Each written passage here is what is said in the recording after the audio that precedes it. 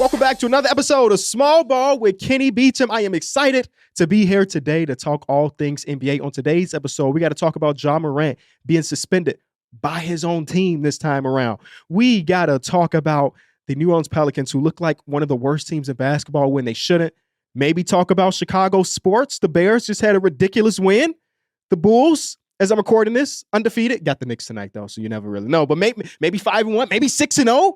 Talk about all that and more with AskKB later in the episode. I will say right now, this morning, I found out that I am really, really allergic to cats. And I've taken the recommended dose of antihistamines, and I'm still going through it. So I'm saying that to say, if my voice sounds different, if throughout the course of this episode, you see a single tear drop down this eye, it's not just because I'm passionate about sports. It's because I'm allergic to cats, which is crazy. I grew up with cats. Like, I had cats in the home. I don't know what happened to my body. I grew up drinking milk. I'm allergic to dairy now. I grew up with cats. I'm allergic to cats. I don't know what happened. Either way, I'm just little heads up. Because I am excited about the Bears win, but not that goddamn excited. All right, let's start off with the Ja Morant news, because according to ESPN's Shams Charania, Ja Morant was suspended 1 game for conduct detrimental to the team. Now, this comes after they had a game versus the LA Lakers, which is on national TV, so everybody's watching, right? And in this game, he is so passive. In this game, he's not trying. He genuinely is not trying. It looked like, from my point of view at home, like him quitting on his team in that moment in time. And apparently, Tomas Isolo, if I'm pronouncing his name right, exchanged some words with Ja Morant about his leadership and his effort in front of the entire team. And as teammates and staffers looked on, Ja Morant responded in a way that they thought was inappropriate and dismissive. So he got a 1-game suspension. And, man, this is a lot for Ja Morant. This is a lot from Ja Morant. This is what I will say. Right now, Morant is close to being left behind by the NBA. Now, I don't mean in a sense that he's going to lose his contract and be a free agent and have to play overseas, but I need y'all to remember how we talked about Ja Morant just a few years ago. We talk about young up-and-coming players in hoops, 25 under 25. Ja Morant was towards the top of these lists. Actually, if you go to ESPN's, they do the NBA rank every single season. Going into this year, he was ranked the 33rd best player in basketball. The year before that, he was 20. The year before that, he was 25. But the year before that, the league decided in the 22 season that the ESPN insiders decided that Ja Morant was the 9th best player in all of basketball. When you talk about the future faces of the league around that time, Ja Morant's name had to come up at the 2nd or 3rd name. Now, how far you got to go on that list before you think about Ja Morant as the face of the league?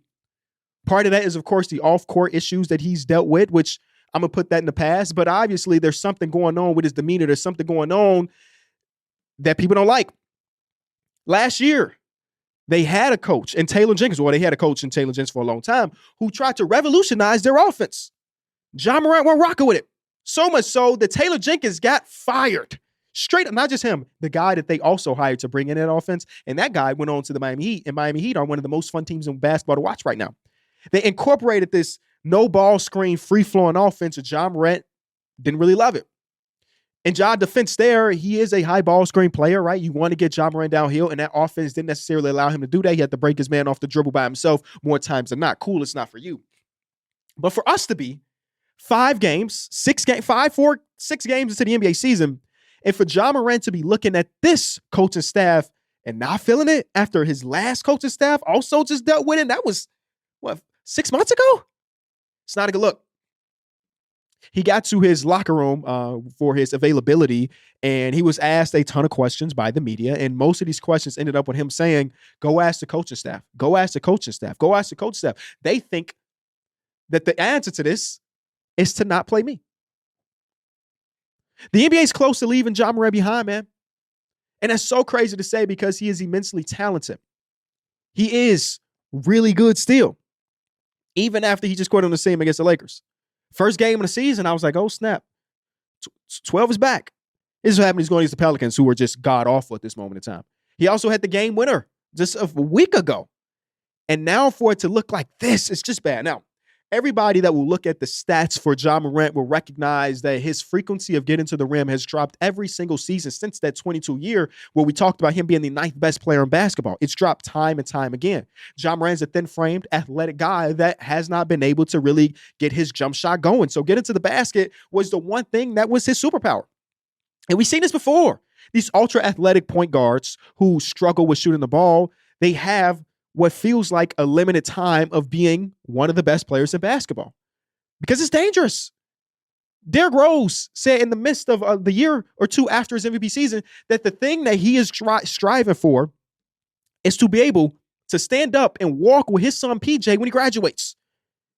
The basketball wasn't on top of mind. It was a life after basketball because of how many injuries and how many times he got knocked to the deck as a small, high-flying guard. And somehow, Ja Morant is even smaller than that Derrick Rose guy. So it's about the in-between game. And I think that Ja Morant, his floater is still pretty good. I don't have the numbers to prove that, but his floater is still really good. But the fact that he is not a jump shooter, he cannot shoot the ball, and he's also not getting downhill, it's not that much of a threat, at least comparing him to his 2022 self. Everybody will talk about the numbers of him getting to the rim, but sometimes it's not even just about the attempts at the rim. It's about just the drives, because sometimes just driving to the basket, kicking it out is a win, right? One of the reasons I was really high on KCP going back to the Memphis Grizzlies is because Ja Morant has been a generator of corner threes his entire career. That's just been his thing. And KCP went from a team that can't generate anything. Hell, they brought in a shooter and still can't generate shots, right? But now you look at those drives per game from Ja Morant and compare it to the last couple seasons, it's dropped off. Last year, the year before that, he was averaging over 20 drives per game. That number is down to 14. 14? 6 less drives a game. Which means 6 less opportunities to kick out. 6 less opportunities to finish at the rim. And if you go back to 2021, which is the year before he had that big jump to end up at the ninth best player in basketball, talk about how much we loved him. CBS Sports did a 25 under 25. It's one of my favorite lists. It kind of encapsulates how we're thinking about young players as they continue to progress. Luka was number 1 on that list. Trae Young was number 2. And then it was Ja Morant. What a fall off. What a fall off. And this moment has everybody talking about, okay, what could this mean for the Grizzlies? Could they potentially be out of the Ja Morant business sooner rather than later? They obviously felt some type of way about the team that they had constructed, where they traded away Desmond Bane to the Orlando Magic for 4 first-round picks and some stuff. Jaren Jackson Jr. was phenomenal last year. This year, not as good. So it's got me thinking, like, and maybe everybody else, if the Ja Morant and Memphis Grizzlies thing was going to end, what could that look like for Ja? What are the teams that could be interested in him? Some of the teams that come up immediately is like the Phoenix Suns, whose owner and Matt Ishbia is just a mad scientist and willing to trade anything and everything to get talent. You think about teams like the Houston Rockets, who lost Fred VanVleet. Again, these are not teams that I necessarily love to fit, but I'm thinking about the point guard position in general because it's such a valuable position that most teams that are trying to go for it and trying to get better already have a point guard that they trust. And Ja Morant is not one of those dudes that you can play off of the ball. Again, his superpower is getting to the basket, even if you don't want to use that superpower often. The Toronto Raptors are also a team that comes up because they don't know what the hell they're doing. And they got some contracts to match, some young players or some draft capital that could potentially turn Ja Morant into a Toronto Raptor. It's weird because I love watching Ja play. I mean, I interviewed him right after his rookie season. He was a great dude to talk to. So I'm rooting for him. But I can't look past this as like immaturity is probably the best way I can describe it. Where obviously he's frustrated with the way the team is playing. He's frustrated maybe with this offense as well. I mean, he doesn't have Zach Edey to set those big ass screens. Jacques Landale's doing a decent job, but maybe he's frustrated with that. Or he just doesn't see the vision in Memphis like he once did. There's a time when Ja Morant was averaging 30 plus points in the playoff game or in the playoff series, and I was like, oh, this man is a future. And now there's probably 12 to 13 point guards I'd rather have as my starting point guard today. That feels crazy because it wasn't too long ago we had him in number 4 and number 5. So if they were going to hit the quick reset, I mean, they already got some young players there that are pretty intriguing. They also got all those picks from the Orlando Magic. Maybe they just say that this current version of the Memphis Grizzlies is just not going to ever really cut it. And it's better to do that now rather than later. And they seem to be somewhat proactive when they traded Desmond Bane. When we come back, we'll talk about the Pelicans, who have just been awful.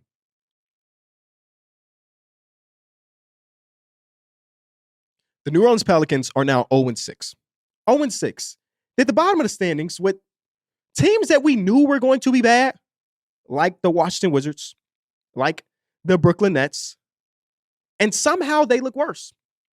I'm not going to act like I had crazy expectations for this team. Hell, we talked about it a ton. Joe Dumars' crazy offseason and why I didn't love any of the things he really did. But in that same breath, their over-under was at 29.5. And I looked at that team and said, there's no way that they don't win 30. Right now, they're playing like a team. Based on their advanced stats through these first 6 games, they're playing like a team that's going to win 11. I'm going to say it again, 11 games. And I can't say that I watch all 6 of their games live. So I thought, what is happening? Are the Pelicans really this bad on both sides of the ball? Because right now, and this is before, these numbers are before their ass spanking from the OKC Thunder, who are missing everybody except for Shai Gilgeous-Alexander. They lost that game by a gazillion points, it seems like. They were 27th in note. They are 29th in defense. They shoot below average on every single spot on the court. Like well below average. They play slow. The ball sticks, and they don't have an identity. Now, playing slow and the ball sticking is not that bad of a thing, right? You see teams be successful doing that all the time. The Clippers are not this team that passes the ball a gazillion times a game, but they understand who they are, and they win games because of that. These Pelicans teams don't know that. And I'm watching them play, and I'm like, there's no way in hell this team should be as bad as the Brooklyn Nets. Because going into it, I was intrigued by Zion. Remember, he catfished all of us, man. Skinny Zion, he's back. He's about to be healthy, and he has been healthy so far this season. But I'm intrigued by Zion. This is a make it or break it type of season for him. Trey Murphy III, I was going to war for him on the other podcast time and time again. He has struggled out of the gate. Herb Jones somehow has a higher 3-point percentage than field goal percentage. He's struggled out of the gate. So those are guys I was like, okay, that's enough for me to look at this Pelicans team as like not good, not a playoff team, but definitely not awful. Do y'all want to hear a ridiculous stat? According to Synergy, through the 4 games that Zion played, again, this is before their OKC game, he has 4 made baskets in transition. 4. Zion Williamson, the super athlete that can jump out of the gym and as fast as a gazelle, he's got 4 made baskets in transition. That ranks 126 in basketball. He's got the same number of finishes at the rim in transition than Blake Wesley. Some of y'all listening don't even know what team Blake Wesley plays for right now. That's how bad it's been. And then you think about it, it's like, okay, they're relying on 2 rookies in Jeremiah Fears and Derek Queen. So yeah, it makes sense that their offense is not competent. Oh, their defense is not competent. But what's the excuse for the offensive side of the ball? With weapons like Trey, even if he's not starting off great, with weapons like Zion, they should be not a great offensive team, but at least okay offensive team, and that hasn't really been the case. It's hard to look at this team and not think about coaching, right? Some of the games they lost, one of the games they lost was to a game winner by Kawhi Leonard, right? But some of these other games where they're losing, you look at the lineups that are run out there, you're like, man, are they really that injured right now? And the answer is no. You know, DeJounte Murray's injured to start the season. Kevon Looney was injured. I think he played his first game against OKC again. I got to go watch that film after we film this. But some of the lineups up by 10 points, and now we got a lineup without a single creator, without a single defender, backdoor cuts galore, transition defense trash. All of these things are pointing towards coaching. I wouldn't be surprised by the time this episode has come out that Willie Green has been relieved of his duties. I'll just say that. Because obviously when you have a coach that has been there preaching the same stuff time and time again and not getting the results that he's hoping for, or people are hearing it and it's coming out of the other side of their head, then obviously he's not the guy for the job. Pelicans fans has been asking for his job for a little minute now. It's been at least since January of last season, but they want to give him the benefit of the doubt. We have not been healthy over the last couple of seasons. Let's see what a healthy version of us can be, and it hasn't been good. It's hard to be bad, this bad, as a fan, and not have as many silver linings. One of the silver linings we can look at is that one of their rookies, Jeremiah Fears, looks pretty good. There are moment of times where he had a couple stretches where like, okay, that is a real point guard in the NBA. Perfect. And again, he's one of the younger guys in this draft class. Shout out to Illinois' very own. But that's kind of it. Because the offseason was so mind-blowing that the fans don't have anything to root for if they're going to be bad. Going into Game 7 of the NBA Finals, the Pelicans own their own first-round pick, which, by the way this is going to be a pretty damn good pick. And they also had the Pacers first-rounder. Now, I'm going to give Joe Dumars a little bit of grace on that one because there's no way he could have predicted that Tyrese Halliburton is about to tear his Achilles, right? There's no way he could have predicted that. But now, in hindsight, if I saw somebody say, if their front office did nothing but draft with their draft Jeremiah Fears with the one draft pick they actually owned, they'd be in such a better spot because they'd have potentially 2 lottery picks coming.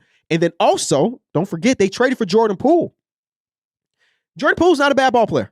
He's not a bad ball player. He is absolutely awful defensively. And if he don't have nobody in the back end, which he really doesn't between Derek Queen and Yves Missy or, whoever, he's awful. Like he's really, really bad in that sense. But they traded for him and traded away CJ McCollum. It was like, Kenny, it's CJ McCollum. He ain't really doing nothing in Washington. Actually, Washington fans are asking for him to get shipped out. But it's not CJ McCollum. It's the contract that is CJ McCollum because it was expiring. Jordan Poole still got extra years left. So a team that would have had cap space and 2 potential more lottery picks got no cap space. They have the mid-level exception. I'm sorry, this upcoming offseason. And no draft picks. No cap space, no draft picks. So I don't want this episode to be about us talking about star players getting traded. But what do you do next if you're Joe Dumars? Joe Dumars is also the same guy that came into his presser, the first media day, and said, hey, I don't want to put expectations on the team. My boy, you traded away a pick. Anybody that's trading away an unprotected version of their own pick has to believe that team is at least a playoff team. No way you give up a pick that you think is about to be top 10. No way, right? So it's all bad in Pelican land, man. It is all bad. And I think that if Willie Green does not make it for the next couple games, the next couple days, then maybe things can look a little bit different. I've been enjoying watching Zion play as a ball handler, but I've been really enjoying him when he is the screener. They ran that a good amount in their last game versus the Clippers where he was the screener and rolling to the basket. And Zion's efficiency at the rim is not as good as it once was, but he still is pretty electric when he gets there. So run him as a screener a little bit more. Them not having like real true point guard play, like Jordan Poole is not that. A rookie Jeremiah Fears is not that just yet. So having true point guard play could help that. DeJounte Murray will be back eventually, but like who knows what version of him we're going to get after a major injury. It's a tough spot to be in. And Dyson Daniels got traded away, a part of that DeJounte Murray trade. And in one of his first interviews, he mentioned how the Pelicans were a cursed organization. And it's like between them putting the wrong people in charge, between them drafting poorly, between them having the worst injury luck imaginable, I don't know if I'm a superstitious person. I don't know if I believe in the curses and yada, yada, yada. But like if there's any team that will make you believe that curses are real, it has to be the Pelicans. It just has to be them. One of their really cool stories of last season was Yves Missy. Do you see my eyes right now, by the way? These alleys are kicking my butt. Yves Missy, over the last couple games I've watched, I don't want to use this word is such a strong word. Unplayable is such a strong word. But when I watched him getting a pick and roll with James Harden and Zoo, it looked like somebody that hadn't played basketball before. And obviously he has. And maybe that's just in extreme circumstances because James Harden, even in his old age, is one of the best pick and roll players of all time. And he's got a great screener and a great roller in Zoo. But I mean, like, so many mishaps that they're looking at each other with their hands up. Like, who's supposed to be here? Who's supposed to do this? Who's supposed to do that? So it hasn't been good. I'm kind of fascinated with a potential teardown, though. I don't know how valuable Zion is on the market, given his history, even if he's been relatively healthy this season. Trey Murphy III has a shot at well this year, but I'm sure teams will give up multiple picks for. Herb Jones has a shot at well this year. I feel like teams would be really interested in giving them multiple picks for him. So if you wanted to go and do the rebuild without your own first round picks, it's a dangerous game. You have to kind of recognize that you lost that one trade for Derek Queen and not care about it. It's hard not to, but maybe that's the best decision they can make as an organization. It's rough out there. It truly is. And I was a guy that took their over. When we come back, Bulls basketball? Good? I guess we'll find out.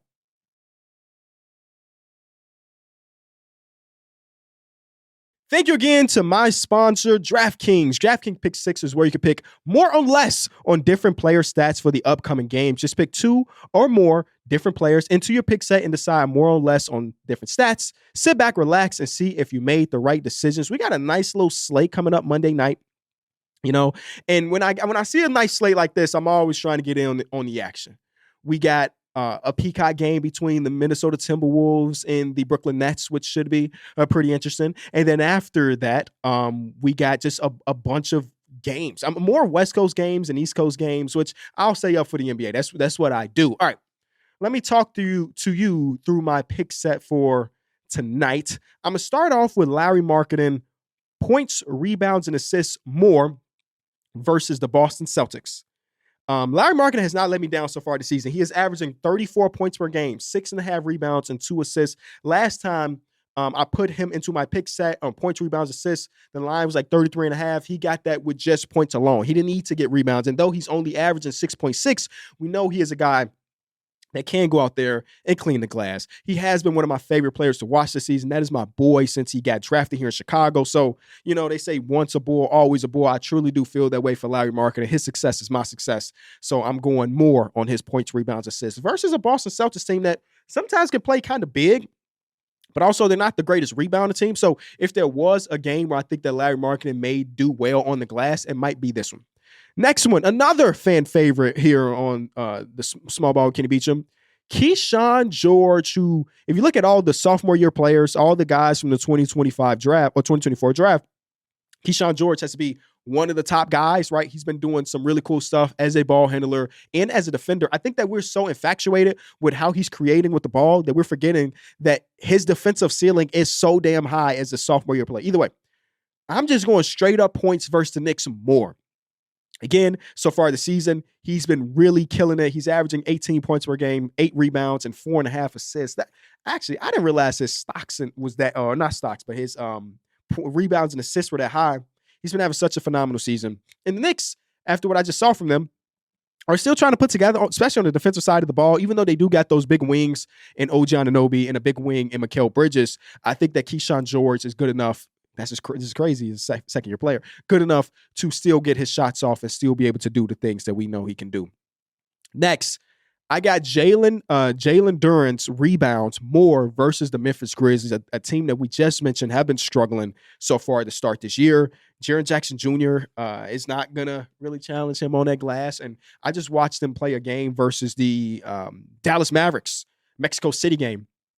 And there are times where you watch Jalen Duren, and if you had never watched basketball before and you watch that specific game, you're like, oh, is that the best center in the league? No, he's not. He's not. But occasionally he could do things like that, kill the glass, go up there and get lobs. And there's no coincidence that when he goes against inferior front courts, he has great performances on that glass. And I feel like that's going to be the case this time around.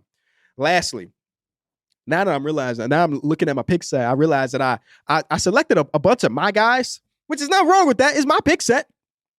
Zach LaVine points more. Zach LaVine. Well, you can say a lot about Zach LaVine, but one thing you cannot say is that brother can't score. He's averaging 29.5 points per game, 3 rebounds, 1 assist. Don't think about the rebounds and assists. I ain't talking about rebounds and assists. I'm talking about points. Zach LaVine can straight up score. And I remember there was a time last season before he got traded to Sacramento, there were some rumors about him potentially getting traded to Denver. That's who he's going against on this matchup. Denver has been a really fun team to watch, but Zach LaVine has been able to hit his more on and against some really good defensive teams, even against like a OKC Thunder team a few nights back where, OKC is going to really, really defend. Zach LaVine still gets those shots up and still able to get that more. So that is my pick set for tonight. I was trying to put something together for that Timberwolves Nets game, but it's so much going on with the Nets, and I don't feel comfortable with anybody in my pick set for there. And then the Wolves, it really was just like boiling down to Julius Randle, who's been absolutely insane so far. For those of you who haven't checked out DraftKings Pick 6 just yet, there's an exclusive offer waiting for you. Right now, new DraftKings customers can play $5 and get $50 in bonus bets. All you have to do is download the Pick 6 app and use promo code ENJOY when you sign up. Pick 6 is available in most states, including Texas, California, and Missouri. So don't be afraid to get in on the action. Ride the upside with Pick 6.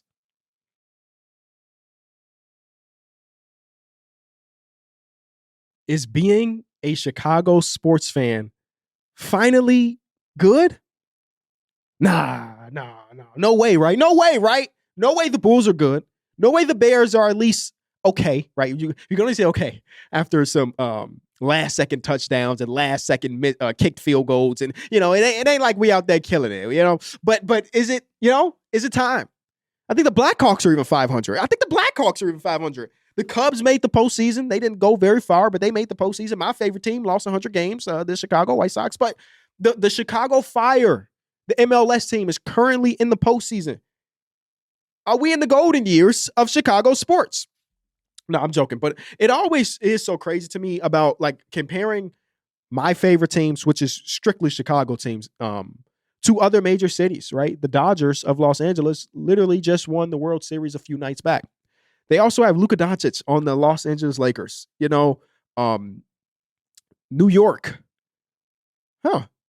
I guess things ain't always amazing in New York now that I think about it. Either way, let's talk about the Bulls / the Chicago sports teams, because as of right now, the Bulls are off to the hottest start they've had since 99, which I don't know if you was around. I was barely around when things were looking good for Chicago sports back then. But I always want to, I'm so used to heartbreak. As a fan, I'm so used to heartbreak that even though my favorite team right now is number one in the Eastern Conference, I can't be really excited about it. And the reason is, part of me just believes this is fool's gold. I've watched every single second of these games. Even without looking at the advanced stats, I recognize that opposing teams have not been able to shoot against us. I've watched really good to great shooters get open looks against the Bulls and clank them straight up. So between that and like us not having a true great player, at least yet, it makes me feel like even though this is so fun, that it's more likely than not a lightning in the bottle situation. Now, the Bulls fans that I've talked to who are really excited about the things, and you should be excited, do not get me wrong. The Bulls fans that have been excited about all of this will let me know, Kenny, over the last 25 games, dating back to last season, the Bulls are 20-5. That don't sound like lightning in a bottle. 25 games is, quickly do some math, a lot of an NBA season. If your team started off 20-5, can you say lightning in a bottle? That's such a big chunk of the year. I don't know if the lack of superstar player is the reason for this. Because in my mind, even if the Bulls are good this season, let's say, obviously they're not going 82-0. Obviously they're not going to be a 61 team. Let's say the Bulls won 48 games. 48. That would be an amazing season considering our over-under was 32.5, damn it. It was 32.5. If they ended up winning that many games, it is undoubtedly the best story in basketball. I mean, that's good enough to have Billy Donovan win Coach of the Year. That's so good of a jump compared to what they were last season, compared to what they were expected to do. But that's obviously still not good enough. And in my mind, unless you have a superstar player on your roster, the ceiling for your team is still going to be maybe a good playoff team, but never good enough to win a championship. But I'm so far removed from the last time my team was a really good team that maybe I should just bask in the fact that we're good and not think about the future. But this entire episode, think about it. In the first segment, we talked about Ja Morant and his future with the team. Will he get traded? The next segment, we talk about the Pelicans and their future of not talking or having first-round draft picks. How can I, as somebody that does this for a living, how can I not think about the future when it's my favorite team, but think about the future for all the other 29 teams across basketball? Do we believe that Josh Giddey's a superstar or will be one day? Do you believe that Montes Ellis is going to do that? Because if their answer to your questions are no, then there's no real ceiling for us to ever win a championship. Maybe your answer is yes. Maybe you're one of those people that like that viral tweet that said Josh Giddey is a 6'8" Steve Nash, which is so disrespectful to Steve Nash, by the way. I'm sorry that went viral, Steve. but if you said no to those questions, then there's no way that this core and this team can win a championship. And that's scary. I want to be a good ball club. Don't get me wrong. I don't want to be a good ball club that never has a chance. I don't want to be a team that's a 6 seed every single season, and we recognize that whatever team we go against in that 3-6 matchup is going to beat us. But hey, we got at least 2 postseason games out of it. And in my mind, it's kind of the way it's going. I'm having a blast. The team that we put on the floor every single night, they play with a level of fight. They're well coached with Billy Donovan. And it's fun. It's so fun. Look at me. I'm crying thinking about how, no, let me stop. I'm so happy for this team, but also, to play devil's advocate to myself, there's a world where this young core continues to grow, right? And even if we did answer no to those questions of Josh Giddey and Modest Buzelis, you are one of those people that don't believe they're going to be superstars. Cool. The Bulls still have a lot of money to spend. Our books are relatively clean for the next couple seasons. So maybe you say to me, Kenny, our core is good right now. It's at least good. Excuse me with this. Our core is good right now. We can sign maybe or trade for somebody that could be the star. And then I get intrigued a little bit. And then I ask myself, who could that be?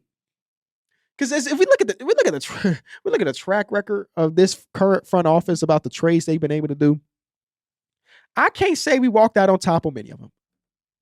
Right now, 2 years after or a year and a half after, the Josh Giddey for Alex Caruso trade looks better now than it did in real time. Cool. The Isaac Crowell for Lonzo Ball trade don't look too good right now, but it ain't like Lonzo Ball is killing it over there in Cleveland the way, so we'll give that one a pass. The Vucevic for Wendell Carter and Thaddeus Young and 2 first-round picks that ended up being Franz Wagner and Jay Howard, that's obviously a loss. So do you trust the people in charge to make a big decision like that and go get the guy that completes the team? I don't know. College basketball is starting up soon. Hell, some of these scrimmages have already happened, and Darren Peterson's highlights make me feel like I want him in black and red. This space, that's not even a possibility. Cam Booz or AJ DeBonta? I don't know. It's so fun, but there's a ceiling. Friends would say, sometimes you got to take off your analyst hat and just be a fan. And one of the questions I've been asked a good amount, because I've done a lot of PR since we made this switch over to our friends at NBC. How can you still be a Bulls fan? Not about the front office or the team or anything, but like most people, when they start to see relative success in the media game, they kind of throw their fandom to the side and think about, all 30 teams equally. And it's so very important to me that I never do that I'm always a Bulls fan, because that's what I am. Like, I don't know. I can't be this diehard and be like, oh, because I got a new job, I can't root for this team. No way. The friends will say, take an analyst hat off when you think about your team. And I feel like that's going to take a lot of practice. It's going to take a lot of practice to just be the genuine fan that I was before doing this for work. I mean, hell, even before I was really doing this for work, I would say, when it was Jimmy Butler and Dwayne Wade and Rajon Rondo, I was critical there. So even before all of this, I was critical of some of the decision makings from the front office, some of the decision makings from ownership and everything. So I don't know if I can really do that. I know one thing I can do: continue to produce a lot of allergy-driven snot. Are you kidding me? This is crazy. What I will say though, there's something about the cohesion of this team that I absolutely love. And I feel that same way about the Chicago Bears, who just snuck out with a come from behind after another come from behind from the opposing team victory in Cincinnati. I've never felt that many emotions happen at one time between, thinking we had a pick six to giving up a touchdown, then a 2-point conversion, to an onside kick going the other way, to them getting another touchdown, to having 50 seconds and one timeout to make it happen and making it happen. So many emotions. Maybe it is a good time to be a Chicago sports fan. Bulls are going undefeated. Bears make it to the postseason. The Fire come back to win their series versus Philly. The Cubs, I couldn't care less about them. The White Sox sign Josh Naylor. The Blackhawks, Connor Bedard is really that guy. And everything is perfect. My dad used to tell me stories about the way Chicago felt during the first and second three-peat. And I just obviously I know I'm never going to get that feeling. But is it too much to ask to just want it a little bit? Just a little bit. When we come back, we're going to do your favorite segment, my favorite segment, Ask KB. Stay tuned.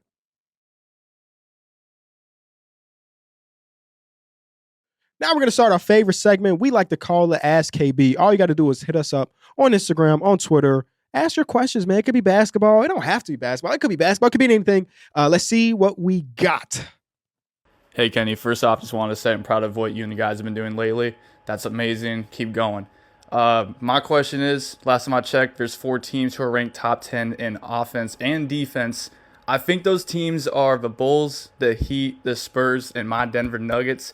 So I'm curious if you think, which team, if any of them, do you think that's sustainable to keep up for the whole season? Yeah, what a great question. I heard you pat your chest when you said my Denver Nuggets. You've taken a lot of pride in your fandom, and I appreciate that. Hell, I just did that for 10 minutes, kind of. So now I'm looking at it. I don't know when your question came in, but I'm going to give the listeners an upgraded list of the people or the teams that are top 10 in offense and defense. Right now, the San Antonio Spurs, the Houston Rockets are now top 10 defense again. The Miami Heat, your Denver Nuggets, my Chicago Bulls. Those are the teams that are top 10 on both sides. And I can honestly say, I don't really trust any of them other than the Houston Rockets to finish top 10.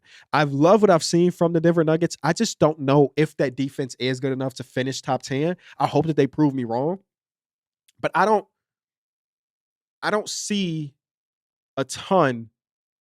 I think there's probably more defensive regression for them or offensive progression, if that makes sense. I think the Houston Rockets have the infrastructure on the defensive side to still be top 10. And then obviously we're adding Kevin Durant. I mean, they're the number one offense in all of basketball right now. So the team has been running a little bit. I think that OKC would eventually jump up there, obviously with no J-Dub and no Chet for a lot of these games. Their offense hasn't been as good as it probably should be. But the defense is still really good. So to answer your question in one sentence, I think the Houston Rockets will continue to be top 10 on both sides.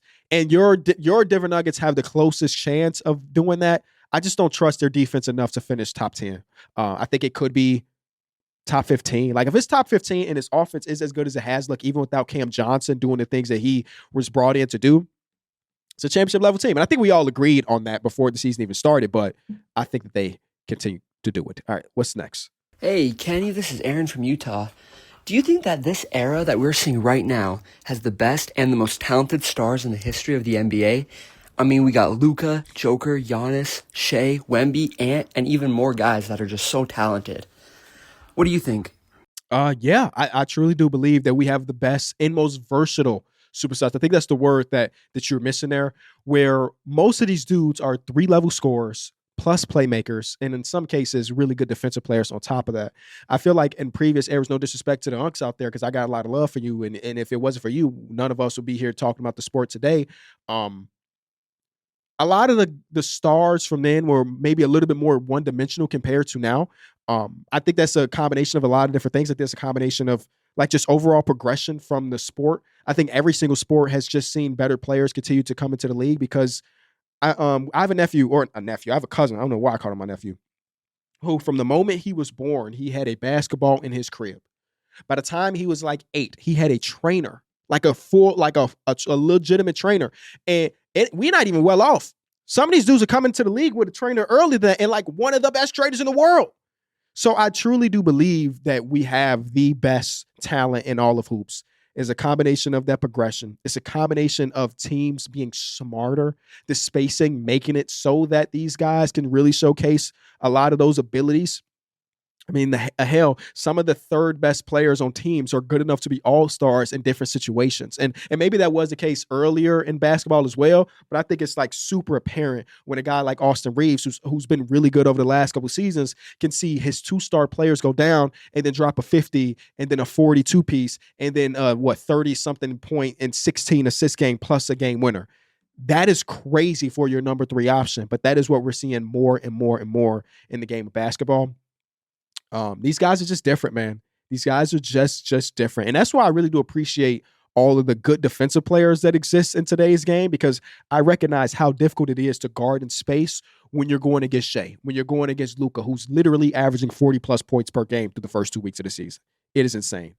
Mr. Utah man, I'm going to say yes. What we got next? Hey, Kenny. I was wondering, how different do you think the Warriors would look today if they'd picked LaMelo Ball instead of James Wiseman in that 2020 draft? Do you think they still win that 2022 championship? Oh, and go Bulls, by the way. Oh, you got me. You got me. Go Bulls at the end. I was about to say, man, I don't like this question. Go Bulls. It reeled me in. Do they still win that championship? I'm going to say yes, because one thing we saw from Steve Kerr, he was not against the younger guys not playing if necessary. Jordan Poole was really important to that playoff run, and there were times in the NBA Finals where he truly didn't play. So if LaMelo Ball wasn't playing his best game at that moment in time, would he have been a rookie or sophomore year player? Then he would just sit. Steve Kerr didn't have any obligation to play anybody when on a championship run, and he kind of lived that way. I mean, he kind of still lives that way between Kuminga last season, Jason Tatum in the Olympics. If you just can't play, you just can't play, regardless. I think that the better question is not just do they win a championship that year, but what could this current year look like? You know what I mean? With having a guy like LaMelo, obviously his progression as a player is going to be different. I think it's probably a better situation for LaMelo considering the circumstances, right? Because they are more structured than anything ever in Charlotte. But also, I don't know.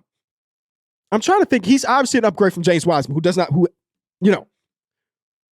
the amount of players that, I'm doing a disservice to LaMelo. I was about to say the amount of players that I've seen go to the Warriors and struggle in their system between a Kelly Oubre or D'Angelo Russell, yada, yada, yada. I think LaMelo Ball is a smarter basketball player than both of those guys, maybe even combined. So I think he would be able to really be able to continue to keep that window open, if you will. We did an episode last week talking about the takes I want to have back, and one of them was about the Warriors. And since then, they lost to the Bucks without Giannis. Shout out to Ryan Rollins for his revenge. And then the Indiana Pacers, who had Quinn Jackson out there just going nuts. So maybe I want my take back from my take back, because that's how bad it's been. But LaMelo definitely helps because, you think about the Warriors right now, and they're trying to keep the Steph Curry window alive. And, I admire them for taking a shot and not letting Steph Curry's career end like Kobe's did when he was on really bad teams. But also the question is, even if you do win another championship, if you don't win another championship, what happens next? With Jonathan Kuminga's cool. We still don't know if he's going to be on the team come February.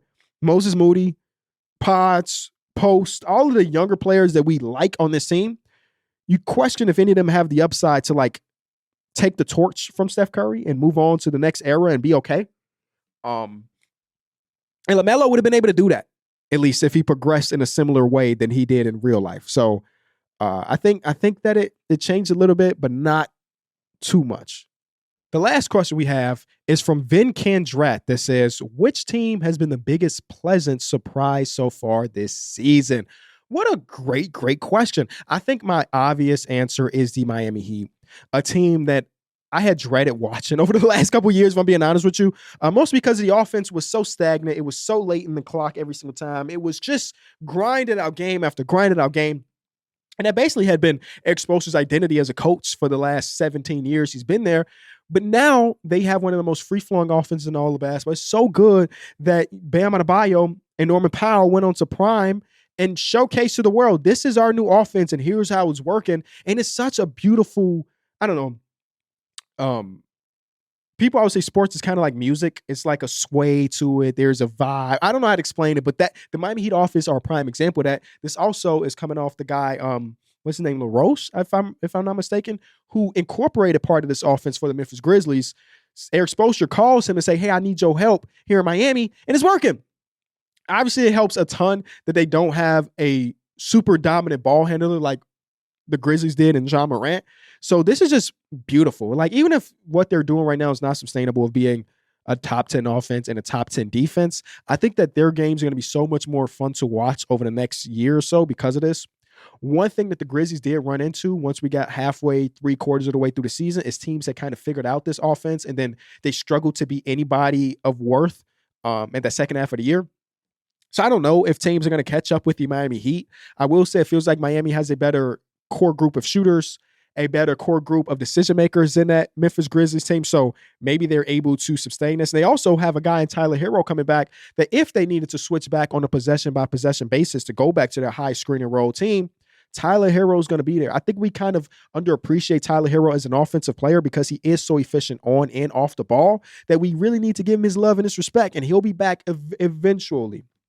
But the fact that they've been able to have the number 8 offense without him, and also a few of those games without Norman Powell, shows you how good that new offensive system really is.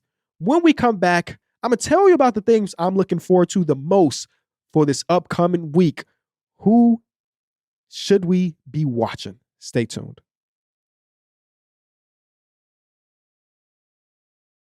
Unfortunately, the time that we share together is coming to an end very soon.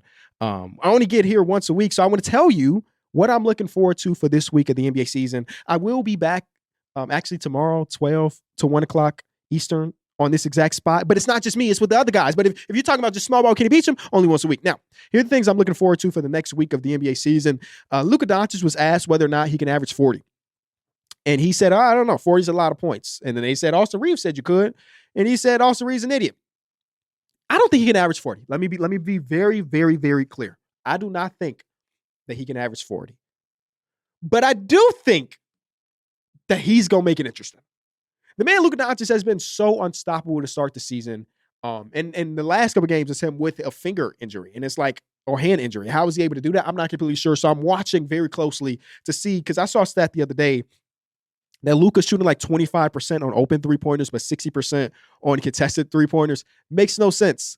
Eventually, it should average out, right? And even if it averages out, he's still going to be averaging 38 points per game. So that's the first thing I'm looking forward to. The Milwaukee Bucks are 4-2. They just lost to the Sacramento Kings, and I was so close to making a 10-minute segment about them, but they lost to the Kings, and I can't give you love if you lost to the Kings.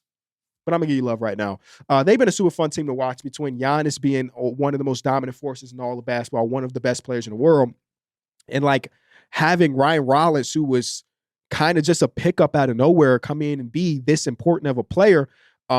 It's just been fun. It's just been fun. Their offense is number 4 right now, and they're about a league average defense. And like that is a really good recipe for this Milwaukee Bucks team to win a lot more than a lot of people anticipated.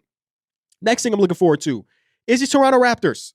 They catfished me the first game of the year where they went against the Atlanta Hawks and they won by a good margin. They ran. They played great defense. And since then, they have not ran and they have not played any defense whatsoever. Was that first game really that much of a lie? Or these last couple games, not so much? Is Darko Rajakovic going to get fired? I don't know. The Brooklyn Nets tipped off a game where they didn't start any. And I'm going to say this again. They just did not start one of the 5 first-round picks that they drafted. Not Yegor, not Drake, not Ben, not Noah, and not Danny, who I think is dealing with injury anyway. They're playing a game where they didn't start any of their first round picks, and they're bad. So in my mind, let's just play the guys. Just play the guys and see what you got. They say no. So I'm looking forward to see if that ever changes. The Golden State Warriors, I mentioned earlier how they lost 2 games against 2 teams they should have won. I know Warriors fans always make the joke that that's just the way they do things. They always lose the games when the star players are out. But Wardell has not looked like the babyface assassin over the last 2 games. So that's a little scary. He is 36, 37 years old. I'm not saying regression is hit, but these last 2 games, he ain't been the guy that he was in those first few. So I'm trying to figure out where exactly he really is as a player. The Orlando Magic are now on a 2-game win streak. Their defense is turning around a little bit. They were one of the worst defensive teams through the first couple games. The last couple, they kind of put their foot down, and now it's starting like they're re-identifying themselves as a defensive-oriented team. So let's see if they can keep that streak alive and see if they can climb higher up in the standings. Lastly, our boy, Evan Mobley. Ain't nobody in the world with higher Evan Mobley stock than me, baby. I just want to see if he can grow and build off some of the stuff. Right now, they're dealing with so many injuries that it's hard to really anticipate the team being really good. But they're putting him in so many different situations as a creator, and he has not really maximized those situations just yet. So I'm hoping with just a couple more games under his belt, he'd be able to really get it done. That's it. That's all. Oh, and lastly, I guess, will the Pelicans ever win a basketball game? We already talked about that a little bit, but I don't know. Maybe it happens this week. Maybe it doesn't. But I know I appreciate everybody that watched or listened to this episode of Small Ball with Kenny Beecham. Like I mentioned, I am here every Monday from 12 to 1 Eastern time on NBC and Peacock, if you will. And it's been really, really fun. We appreciate, I'm not just talking for myself anymore. We appreciate me in the production and the guys on the other shows for the Enjoy Basketball Hour. We appreciate all the love and support we've got from our like day one fans and also the new people that are tuning in, just tuning in like, hey, I didn't know y'all existed. And boom, I'm in love with the shows. Those type of comments make us feel amazing.